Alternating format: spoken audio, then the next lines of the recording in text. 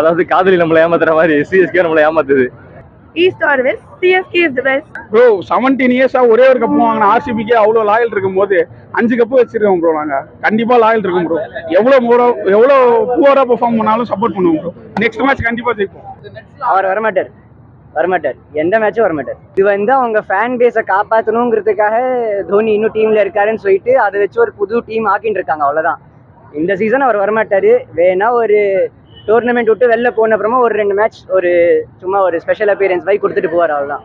தோனி வருது என்னன்னா கடவுளுக்கு தான் தெரியும் நினைக்கிறேன் நான். ஏன்னா ஒரு கடவுள் வந்து ஆசை பெற்று இறக்குறாதான் இறங்குவாரு.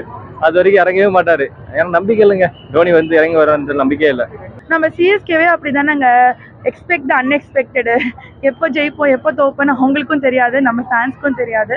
பட் நம்ம நம்பிக்கையா இருக்கணும். பிகாஸ் நம்ம சப்போர்ட் பண்ணலன்னா வேற யார் சப்போர்ட் பண்ணுவாங்க? இந்த ஃபர்ஸ்ட் பவர் பிளேல அது சிஎஸ்கே லெவல்ல ஆடல, ஆர்சிபி லெவல்ல தான் ஆடிச்சு. ஸோ அப்படின்னா கேவலமா ஆடிச்சுன்னா அதான் போச்சு. கொஞ்சம் பிச்சு ரீட் பண்ண தெரியாம விட்டாலும் போகுது. இல்லை ஹோம் கிரவுண்டு கண்டிப்பாக அந்த பிச்சோட தரம் எப்படி, அது என்ன பகல் எப்படி, ஏன்னா இத்தனை நாள் நைட்டில் ஆடணும். ஸோ கண்டிப்பாக டேக்கு அதை ப்ராக்டிஸ் பண்ணியிருப்பாங்க. பட் அப்படியும் கொலாப்ஸ் ஆகுறாங்க. ரபாடா நல்லா தெரியுது, சிராஜுக்கும் தெரியுது. பவுன்சர் போட்டால் கண்டிப்பாக இவங்க சஃப்ராஸ் கானா இருக்கட்டும், உருவில் பட்டேல் இருக்கட்டும், அவங்களோட வீக்னஸ் அதான் தெரிஞ்சு வச்ச மாதிரி போட்டாங்க. மேபி அது எப்படி அங்கே கோச்சிங்கில் சொல்லி கொடுத்தான்னு தெரியல. என்ன பண்ணுறது, அப்செட் தான். அதுதான் அது போன தடவை நான் இன்ஸ்டாலே போட்டேன், அதுதான் சொன்னேன். ஹோப் இப்போ மும்பைக்கு அகேன்ஸ்டாக பாருங்க, எனக்கு ஹோப் இல்லாமல் தான் இருந்துச்சு. ரேங்காக ஒத்துக்கணும், நம்ம எல்லாம் கிரிக்கெட் பார்க்குறவங்க. ஏன்னா நம்ம டீமு இவங்களுக்கு எஸ்ஆர்ஹெச் ஈஸி மேட்சே தோத்துட்டோம், ஜெயிக்கிற மேட்ச். பட் இந்த மேட்ச்சில் என்ன இருக்க போகுது அப்படின்னு பார்த்தாங்கன்னா எலெக்ஷன் பிசியில் வேறு இருந்திருப்போம், அதில் வேறு நிறைய போயிட்டுருக்கு. பார்த்தா அசால்ட்டாக ஜெயிச்சிட்டோம் அந்த மேட்ச் சொல்கிறேன். பட் அதே நம்பிக்கையில் இங்கே வந்தாங்கன்னா நான் பகல் நல்ல மேட்ச் பண்ணிடலாம். ஒரு 2 அடிச்சா இதே மாதிரி ஆடி இருக்க மாட்டான். ஜிடி ஸ்ட்ரகிளாக இருப்பான், இதே லாஸ் ஆகிடுச்சு, பார்த்துக்கலாம். மேட்ச் இன்னைக்கு ரொம்ப வெயில் ப்ரோ, டிஷர்ட்ல நனைஞ்சிச்சு ரொம்ப. அதனால கண்ணெல்லாம் ரொம்ப எரிச்சல் தெரியுமா, கண்ணெல்லாம் போட்டு போனேன். ஆனால் ரொம்ப கண்ணெல்லாம் எரிச்சு. ஐயோ சாரி ப்ரோ, நீங்க மேட்ச் பத்தி கேக்குறீங்களா? மேட்ச் ரொம்ப போர் ப்ரோ, இன்னைக்கு ரொம்ப ஒரு போரா தான் போச்சு. இன்னும் நல்லா விளாண்டுருக்கலாம், நல்லா விட்டாங்க.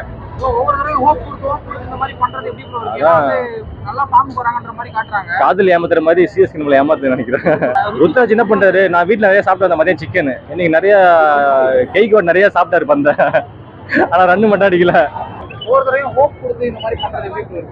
ஒரு தடவை ஹோப் கொடுத்து இந்த மாதிரி ஆடுறது கஷ்டமா தான் இருக்கு. ஆனாலும் என்ன பண்றது, ஆதிகால பசங்க அப்படிதான் இருக்கும். நாங்க சப்போர்ட் பண்ணி தான் இருக்கணும் சிஎஸ்கேக்கு. இவர் வந்ததுக்கு அப்புறம், தோனி வந்ததுக்கு அப்புறம் எல்லாமே கரெக்டா இருக்கும். பத்திரமா இங்க போச்சு. அது வந்து எங்கால் கடைசி மேட்ச் வந்து ஆடி ஜெயிச்சு கொடுப்பாரு. செய்வார், சதையமே படக்கூடாது. சதையமே படக்கூடாது. போவோம் ப்ரோ, நம்பிக்கை தான் வாழ்க்கை. பைபிள போட்டு 5 கப்பு சும்மா வந்து 5 கப்பு நாங்களாம் அடிப்போம். ஆமா கரெக்ட் தான். அவர் வந்து எனக்கு தெரிஞ்சு வந்தா நல்லா இருக்கும். பட் ஹை சான்ஸ் அவர் வரமாட்டார் தான். பட் சும்மாவே டிக்கெட் செல் பண்ணும், ஹைப் ஏற்றணும்னு சொல்லிட்டு இருக்காங்க. பட் எல்லாருக்குமே உண்மையும் தெரியும். 2024 மாதிரி சீசன் திரும்பி வந்தா நல்லா இருக்கும். ஏன்னா அப்பயும் அதுதான், அவர் ரிட்டையர் ஆறாரு, வரமாட்டார் சொன்னாங்க. பட் அவர் வந்ததுலேருந்து அவர் வந்துட்டே தான் இருந்தாரு. ஸோ தெரியல, அவர் மூட் மாதிரி அவர் வந்தா நல்லா இருக்கும். இல்ல அவர் வந்து அன்அபிஷியலா ரிட்டையர் ஆயிட்டாரு. ஸோ அவர் வந்து உள்ள ஆடுறதுக்கான ஐடியா இல்லை எனக்கு தெரிஞ்சு. அவர் ஆனால் ப்ராக்டிஸ் ஆடுற நெட்ஸ் வேறு எல்லாம் ஆடுறாரு. ஆனால் உள்ள வரக்கூடிய ஐடியாவே இல்லை போல அவருக்கு. மேபி அவர் வந்து அப்படியே இந்த சீசனோட அப்படியே கோச்சிங் இதாக போயிடலாம் பார்க்குறாரான்னு தெரியல. நெக்ஸ்ட் சீசன்லயாச்சும் டீம் நல்லா ஷஃபிள் பண்ணி நல்ல டீமாக எடுத்து கேப்டனை மாற்றினீங்கன்னா இன்னும் கொஞ்சம் நல்லா இருக்கும். போன சீசன் வந்து நம்ம என்ன நினச்சோம், ஃபுல்லாக ஓல்டு பிளேயர்ஸ் ஆடிட்டு இருந்தோம். இந்த சீசன் ஃபுல்லாக யங்ஸ்டர்ஸ் இறக்கிட்டோம். யங்ஸ்டர்ஸ் இறச்சி அவங்களுக்கு ப்ராப்பரான கேப்டன் இல்லைனால இந்த லேகிங்கே எனக்கு தோணுது. ப்ராப்பர் கேப்டன்சி இருந்துச்சுன்னா இந்த டீம் இன்னும் கொஞ்சம் நம்ம ஒன்று ஸ்டார்ட் பண்ணி கொண்டு வரலாம். இல்லை, இந்த ஹோப்பை தாண்டி இந்த டைம் நம்ம ரொம்ப எதிர்பார்த்தோம். தூபே, சாம்சன்லாம் உள்ள எடுத்தது வந்து எல்லாம் வேர்ல்டு கப்லாம் பர்ஃபார்ம் பண்ணி வந்தாங்க. ஸோ வந்து நம்ம பயங்கரமாக ஆடுவோம் அப்படின்ற மாதிரி எதிர்பார்த்தோம். ஆனால் வந்து அவங்க மேபி என்ன சொல்கிறாங்கன்னா, வேர்ல்டு கப் ஆடிட்டு வந்தாங்க, அந்த டயர்னஸில் இருக்காங்க, அவங்களுக்கு இன்னும் டைம் கொடுங்க. சீசனே முடிஞ்சிடும் அந்த சீசன். இதுக்கப்புறம் அவங்க டைம் கொடுத்து இதுக்கப்புறம் எப்போ அவங்க உள்ளே வர போகிறாங்க. கண்டிப்பாக சிஎஸ்கே இந்த வாட்டி பிளே ஆஃப் வராது. பட் ஸ்டில் நான் இந்த மேட்சஸ் வின் பண்ணால் நல்லா இருக்கும்.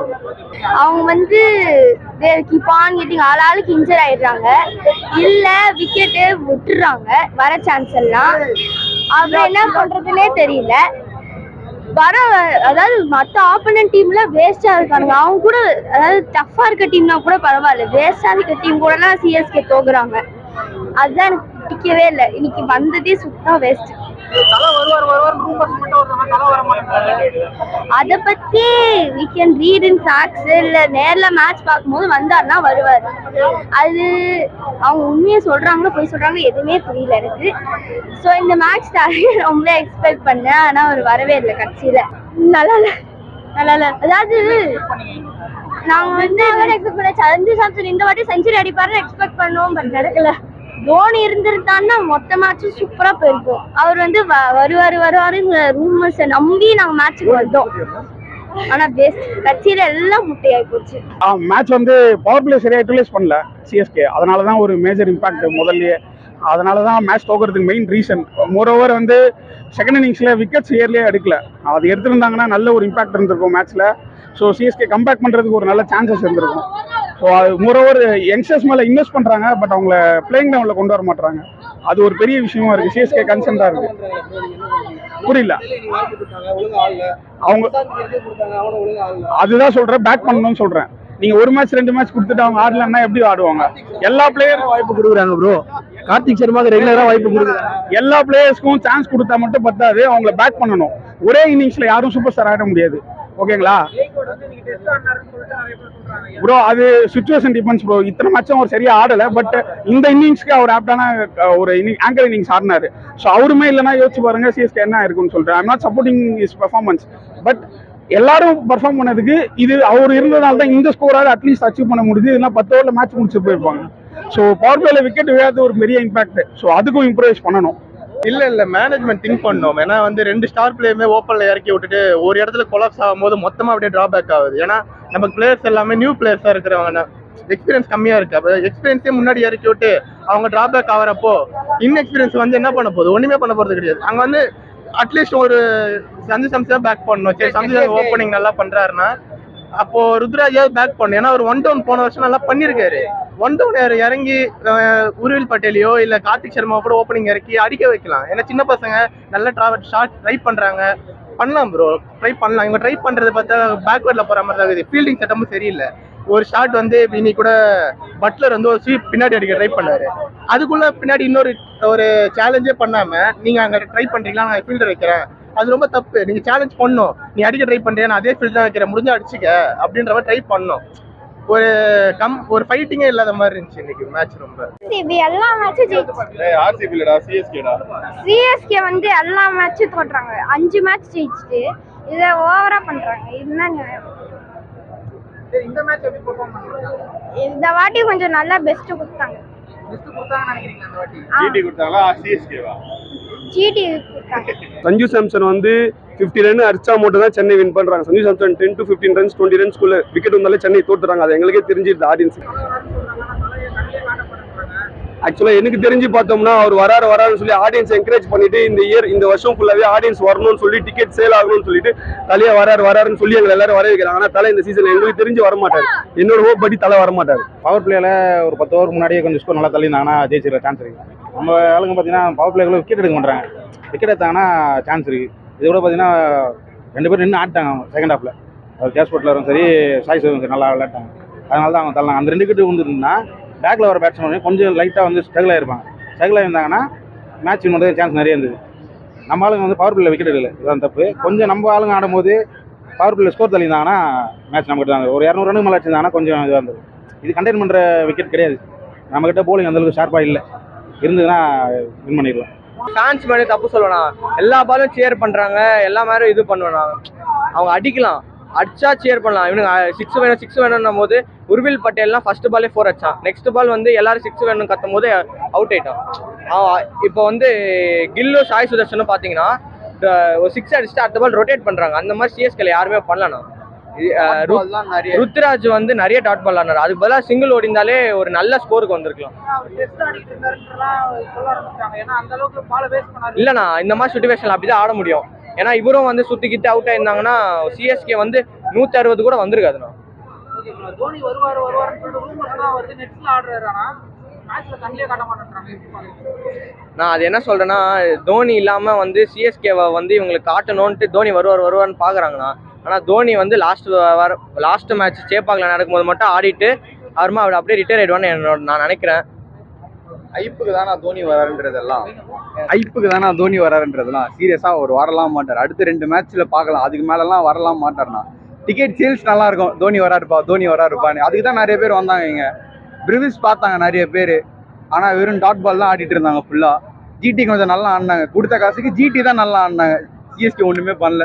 மேட்ச் வி லாஸ்ட் விக்கெட்ஸ், அங்கவே முடிஞ்சிருச்சு மேட்ச். நாங்களாம் என்ன நினச்சோன்னா 49 தாண்டுவோமா அப்படிங்கிற மாதிரி ஒரு காலகட்டத்தில் வந்திருந்தோம். But unfortunately it didn't happen. ஃபார்ச்சுனேட்டாக எல்லாமே போயிடுச்சு. அண்ட் இன்ஜுரி ஆயிருமோன்ற பயம் வேற வந்தது நிறையா. பட் தென் ஃபார்ச்சுனேட்லி ருத்து வந்து அந்த ஆங்கர் வந்து பண்ணியிருந்தாரு. பட் ருத்துராஜ் வந்து அந்த ஃபர்ஸ்ட் 32 பால்ஸ் அவ்வளோ எடுத்துட்டு அடிச்சிருக்காம இன்னும் கொஞ்சம் எடுத்து அடிச்சிருந்தாருன்னா இன்னும் கொஞ்சம் நல்லா இருந்திருக்கும். ஏன்னா ஸ்டார்டிங்லேருந்தே இந்த மாதிரி ஒரு விக்கெட் ஒரு பார்ட்னர்ஷிப் அடிச்சிருந்து எடுத்துட்டு போயிருந்தாங்க இன்னும் கொஞ்சம் நல்லா இருந்திருக்கும் ஃபீல் பண்ணுறோம்.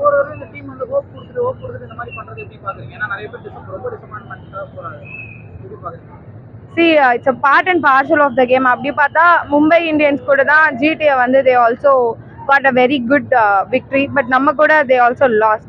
ஸோ இட்ஸ் அ வெரி எதுவுமே நம்ம ப்ரெடிக்ட் பண்ண முடியாது. டீம் இஸ் நாட் நம்ம டீம் வந்து அவ்வளோ ஸ்ட்ராங் இனஃப் இல்லை. ஸோ அதை நம்ம அக்செப்ட் பண்ணி தான் ஆகணும். பட் இந்த சீசன் எனக்கு தெரிஞ்ச மாதிரி பிளே ஆஃப் போகிறது ரொம்ப கஷ்டங்க. அதை அண்டர்ஸ்டாண்ட் பண்ணிக்கணும். எவ்வளோ மேட்ச் வின் பண்ணுறாங்களோ அவ்வளோ மேட்ச் என்ஜாய் பண்ணிட்டு we have to go on. I don't think he will be coming and playing for sure. வரமாட்டாரு. ஏன்னா அந்த ரோர் ஈவென்ட் கூட அவரோட சைன் ஆஃப் அப்படிங்கிற மாதிரி தான் எனக்கு ஃபீல் ஆகுது. இதுக்கு மேலே தலை வந்து he will play in the 11 அப்படிங்கிறது ரொம்ப கஷ்டம் தான்.